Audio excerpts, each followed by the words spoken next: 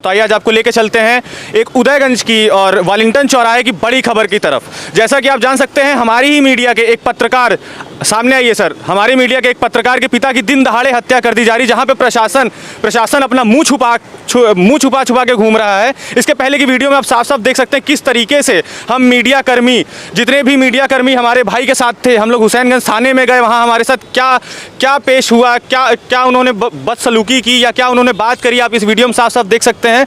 और आपस में बात करने के बाद सीओ साहब भी जब उनको पता चला कि मीडिया कर्मी उनके पास पहुंच रहे हैं, वो भी अपना ओहदा छोड़ के, अपनी कुर्सी छोड़ के कहीं ना कहीं निकल गए। और हम लोग जब मीडिया का सीनियर क्राइम रिपोर्टर विकास सिंह ने उनको फ़ोन किया तो उन्होंने कहा कि मैं 2 घंटे बाद वापस आऊँगा। जैसा कि आप देख सकते हैं, फिर इस समय हम होशियार चौकी पे इनसे मिलने आए। आइए आपको दिखाते हैं, यहाँ पे भी देखिए ताला लगा हुआ है, जो कि सबकी आपस में बात करने के बाद तय हुआ कि नहीं, मीडिया कर्मी अगर आपके पास जा रहे हैं तो आप उनको जवाब मत दीजिए।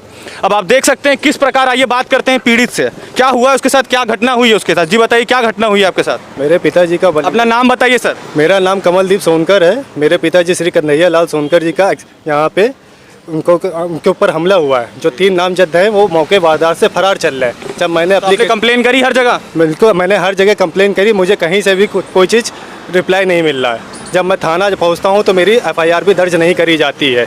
मुझको चौकी से थाने बुलाया जाता है बार बार। वो कहते हैं इंस्पेक्टर से बात करिए, इंस्पेक्टर साहब कहते हैं कि आप चौकी इंचार्ज से बात करिए। जब मैं यहाँ आता हूँ तो मुझसे कहते हैं आप साक्ष्य ला के दीजिए तो मैं कार्रवाई करूँगा।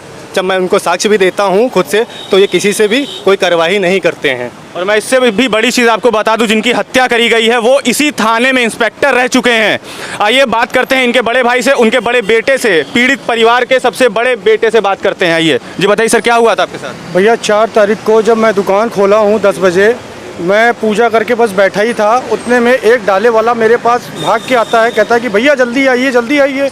मैं दरवाज़ा खोलता हूँ, हमने क्या हुआ, कहीं ना आपके पापा रोड पे पड़े, उनका बहुत खून गिर रहा है। मैं तुरंत गाड़ी की चाबी उठा करके मैं भागा हूँ। आनंद पानंद में देखा मेरे पापा पड़े हुए हैं रोड पे, खून ही खून। मैं उनको गोद में लेके बैठता हूँ और उसके बाद देखता हूँ एक सिपाही खड़ा हुआ है और मैं उनसे चिल्ला के पब्लिक से सबसे मैंने बोला कि क्या आप लोगों ने एक एम्बुलेंस भी नहीं बुला सके, इनका इतना ब्लड गिर गया है। और मैं वहीं रोने लगा। फिर एक रिक्शा वाला जा रहा था, उसी पे हमने और एक लेडी जा रही थी, उठा करके किसी तरह मैंने सिविल पहुंचाया। सिविल ले जाने के बाद में जब उनका पूरा सर डॉक्टरों ने देखा तो काफ़ी चोट लगी हुई थी, यहाँ बुद्धि के यहाँ नीचे, यहाँ नहीं लगी थी, यहाँ लगी थी उनके चोट, और बहुत ही गहरी चोट थी। उसके बाद जैसा कि आपने हमसे भी पहले बताया था कि ये चोट मारी हुई है, गिरी हुई चोट नहीं है, कि इंसान को गिर के ऐसी चोट नहीं लग सकती है। सब ये बात बोल रहे थे गिरने से यहाँ फटना चाहिए गुद्दी के, ये यहाँ पे कैसे चोट लग गई, और ये उनके कान से भी ब्लड आने लगा। तो उन्होंने कहा बेटा इनको ट्रामा सेंटर ले जाइए। जब हम लोग ट्रामा सेंटर ले गए तो वहाँ कोविड की वजह से उन्होंने जांच की और कहा कि 12 घंटे 24 घंटा लगेगा, जब इसकी रिपोर्ट आ जाएगी उसके बाद में आपके पिताजी को हम लोग हाथ लगाएंगे। फिर हम लोग वहीं पे रोने लगे। हमने कहा कि तब तक तो इनकी बहुत कुछ हो सकता है, प्लीज़ हमारी मदद की जाए। तो उन्होंने कहा कि जो चल रहा है भैया हम लोग कुछ नहीं कर सकते। अच्छा, आपको कैसे पता चला कि आपके पिताजी की हत्या हुई थी? हम जब दूसरे दिन जब हमारे पिताजी को जब अंतिम संस्कार कर दिया, मैं और मेरे मामा जी ATM से पैसा निकालने आए थे, तो बगल में ये मॉडल शॉप पड़ता है, वहाँ पे वो जो गाड़ियाँ खड़ी करता है उसने हमको देखा, कहा भैया आपका सर? तो हमने कहा हाँ मेरे पिताजी ख़त्म हो गए थे, आपको नहीं मालूम, यहीं पे तो वो गिर गए थे। तो उसके बाद में उसने कहा कि कितने बजे की बात है? तो हमने कहा कि ये 10 के 11 के बीच की बात है। तो उन्होंने कहा कि वो आपके पापा थे? हमने कहा कहीं वो लड़का जो विशाल मॉडल शॉप में काम करता है वो उसी जगह पे मौके पे मौजूद था और उसने सब कुछ देखा है। आपके पापा गिर के नहीं मरे थे, उनको ढकेला था फल वालों ने और वो उसी समय से सबके सब फरार हैं। जो कि सर ने इस बात की रिकॉर्डिंग भी करी थी और हमारे चैनल में आप बगल में देख सकते हैं, वो रिकॉर्डिंग चलेगी भी अभी। उसके बाद में फिर हम लोग हमने कहा भीड़ बहुत थी, हमने कहा कि इस समय ये कुछ बात करने वाला नहीं है। सुबह मैं जब आ करके उनसे मैंने पूछा कहीं अरे वो आपके पापा थे? भैया वो साले हरामी लोगों ने उनको ढकेल के मारा। और मैंने उनसे कहा कि तुम विकास दुबे कानपुर वाले बन रहे हो, वो एक पुलिस अधिकारी है और तुम लोगों ने उसको इतना मार दिया है, इतना खून निकल रहा है, अब तुम लोग को कोई बचा नहीं पाएगा। उसी समय से वो सब भैया फरार हैं। हमको ये जब उसने ये बोला, और उसके बाद में दूसरे दिन जब हमने थाने में एप्लीकेशन वगैरह लगाना चालू की कि हमारे पिताजी गिर के नहीं, उनको चोट आई थी, उनके ऊपर हमला हुआ था, फिर हमने थाने में लगाई तो थाने वाले हमको इधर से उधर, दूसरे दिन शाम को 6 बजे उस गवाह को हमको बुलाने से पहले बैठा ले रहे, और उसके बाद वो गवाह अपनी बदल देता है, कहता है हम तो वहाँ थे नहीं। जैसे लोगों ने सुना सर, हमने भी वही सुना।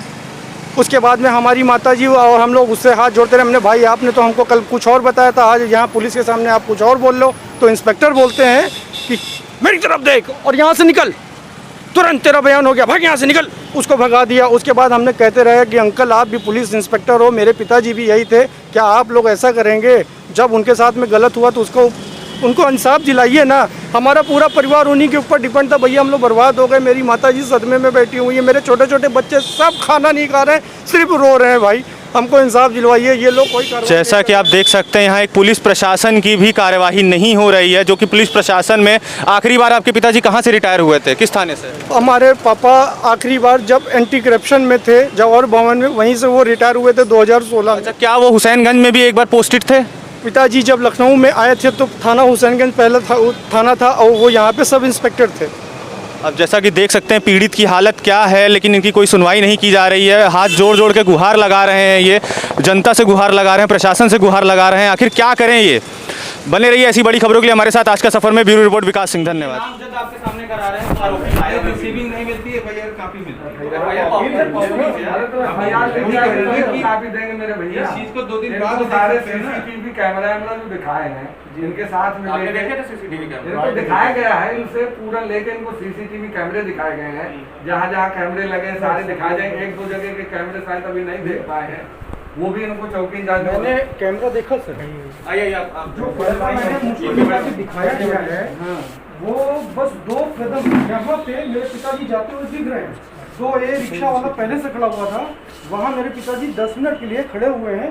फिर वो रोड पे ऐसे आ करके, क्योंकि वो धीरे चलते थे, और आगे जैसे ही बढ़े हैं एक रिक्शा इतनी तेज़ी से आया है, क्रॉस बना के बीच में मेरे पिताजी फंसे। फिर वो कस के टक्कर मारा मेरे पिताजी को। मैंने दुर्गा जी को बोला भी, सर बैठे थे इस समय, ये देखिए मेरे पापा को उसने टक्कर मारी है।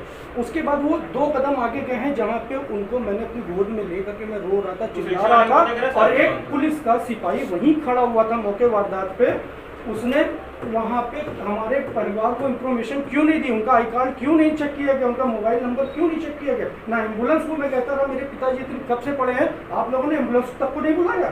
और मैं फिर आनंद में ले करके मैं भागा हूँ सिविल से मेरे को ट्रामा सेंटर, ट्रामा से मैं विधानता से मैं सहारा, मेरे पिताजी ऐसे करते करते चले गए। और उसके बाद में उनको जब हम लोग ने विदा कर दिया तो मैं जाता हूँ दूसरे दिन कुछ एटीएम से पैसे निकालने, घर का सामग्री लेने के लिए। तो एक आदमी मेरा सर देख कर कह रहा था कि आप अपने एविडेंस आप इकट्ठा करिए।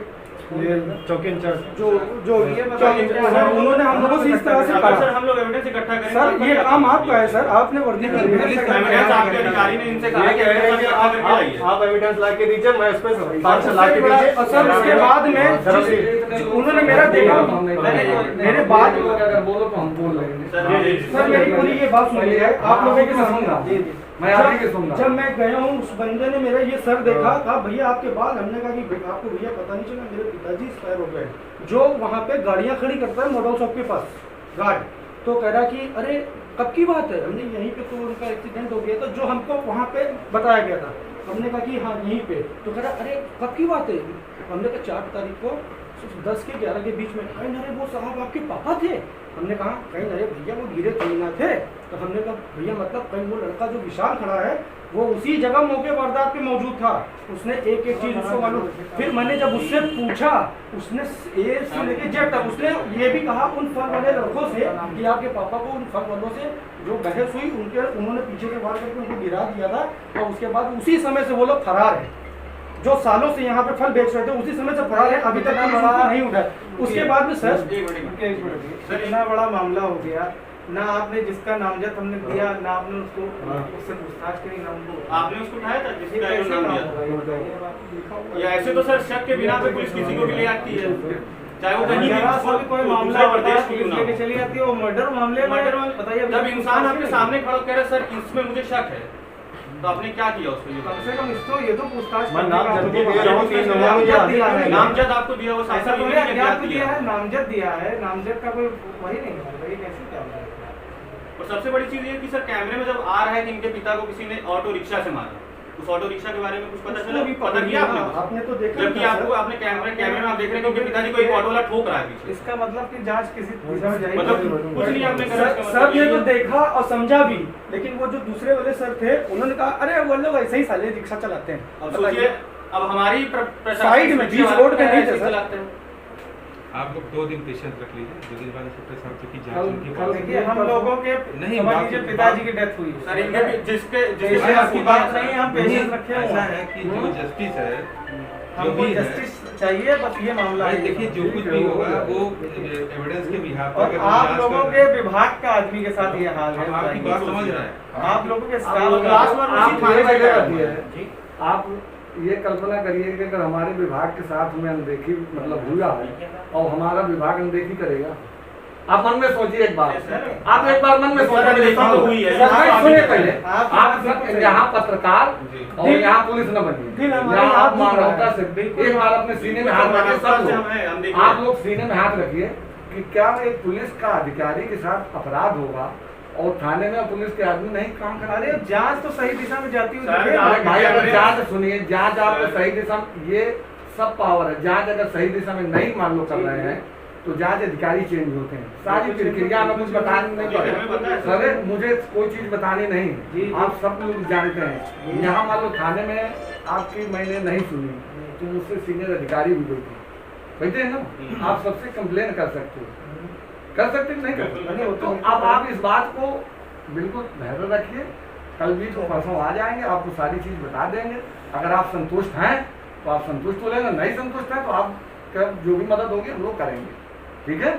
मैं सबके सामने कह आपकी बात हमें सर बहुत अच्छी लगी, लेकिन आपने कहा कि वो हमारे परिवार के, वो पुलिस विभाग के थे, हम अपने तरीके से हम, तो सर आप लोग चाहेंगे तो 2 मिनट में वो जो तीनों फरार हैं, ऐसा है कि जब कंडीशन आएगी आप- कहीं उस भाग के जब आ जाएगा ऐसी जो बात फरार नहीं है। है, वही कह रहा हूँ। आपको नाम सारी चीज़ अज्ञात बतानी हमने नहीं दिया नहीं, पड़ेगी। हमने नामजद दिया। समझ रहे ऐसा है हैं कि और सबसे जो बड़ी फरार है, चीज, सबसे बड़ी वो भी चीज मिल जिसको जाएंगे। करना है वो नहीं है। फरार है, आप खुद सोचिए उसी दिन क्यों फरार हुए वो भी अपने और परिवार में ना लेकर है आए। फरार, जो आप बता रहे हैं ना उनका वहाँ पे ठेला लग रहा है, समझ कुछ नहीं अब लगा। हम लोग इतना जानते हुए किस तरह दिल पे पत्थर रखे ये आप खुद जान सकते हैं। या तो फिर हम लोग कोई ऐसे काम करें कि हम लोग खुद एविडेंस करें, वो तो उनको पकड़ के लाएंगे। ये आपको जरूरत नहीं पड़ेगी पकड़ने की, तो सब पकड़ लेंगे, ठीक है? मामला तो यही है और कि हम किसी लोग के- को बंगले बंगले घुमाया जा रहा कि देखा कि आप और देख इनसे सकते कोई हो कैमरा कोई है, अधिकारी ये भी कह रहे हैं कि चौकी आपके इंचार्ज। खिलाफ FIR हो सकती है। उसको मेरी माँ को परेशान हुआ तो आपसे किसने सदमे में कहा बैठी है आपके बेचारी। खिलाफ रिकॉर्डिंग इंस्पेक्टर साहब ने। और हमारे घर के करता धरता मेरे पिता ही थे, वो पेंशन में जब वो रिटायर हुए पेंशन पे हमारा परिवार चल रहा था। अब हम लोग कहाँ जाएंगे सर? खिलाफ कार्रवाई हो सकती है। छोटे छोटे आप बच्चे ज्यादा सदमे ना में घर सोचिए। में बैठे हुए। अब ऐसी वर्डिंग इनसे बोली जा रही है, बताइए पीड़ित से ऐसी वर्डिंग बोली जा रही है, तो हम किससे इंसाफ जब हम मांगेंगे? आपके परिवार के हैं, आप समझ रहे तो आप हमसे इस लैंग्वेज में ये बोल रहे हैं, ये समझ हमको लीजिए। ठेस नहीं पहुंचेगी सर। एक चीज की सर मैं आपको रिकॉर्डिंग ही खोल के दिखा सकता हूँ कि आपने सब है हमारे प्रशासन पास। के अधिकारियों ने कैसे इनसे बात बात की है, सब है हमारे कैसे पास। इनसे बात करी है। ये शाम को मैं चैनल पे चलाऊंगा, आप खुद देख लीजिएगा, कल अखबार में भी आएगा, आज हिंदी दैनिक में आएगा। ये परेशान न होइए, इसके लिए रिकॉर्डिंग सहित मैं चलाऊंगा ये चीज। और क्योंकि जब ये सोचे पीड़ित को आप लोग वो लोग कह रहे हैं कि आपके खिलाफ कार्रवाई हो सकती है, ज्यादा ना उछलिए। हमारे हमको जब वो उल्टा डरा रहे क्या हैं। वर्डिंग तो कहते लगा देगा हमारे ऊपर। कर दीजिए सर, जो भी हम तो जैसे भी देखिए है। मैंने कहा कि यार आप हमारे चलिए सर, भाई साहब से मांगो, मिलने की बेटा कोई बात मांगो, नहीं कुछ है। भी मांगो, नहीं, हम वो आपके तो- साथ में हैं वो- और हम जिस लायक हैं आपकी पूरी मदद करेंगे। नहीं, तो आज की बात मैं एक बात नहीं, कहता हम हूँ, लोग किसी ठीक है? अगर अब क्योंकि हम आपका लोग प्रकरण मेरे पास नहीं है, एक दिन की छुट्टी पे है, मेरा सबसे आपसे अनुरोध है कि आप एक दिन की इतना तो समझिए कि आपके बाकी परिवार आप के- देखिए स्वतंत्र हैं, आप पेपर में चलाइए, सर देखिए, सबसे बड़ी चीज है पत्रकार के पिता की दिन दहाड़े हत्या, बहुत बड़ी चीज है। आप भी पुलिस हत्या से अधिकारी थे सर। वो भी सारी वो भी बातें अधिकारी आपकी- होते हुए। आप कुछ भी सारी बातें आपकी सही है। ठीक है, आप जो भी ठीक है, ठीक है? ये सर आप बैठो।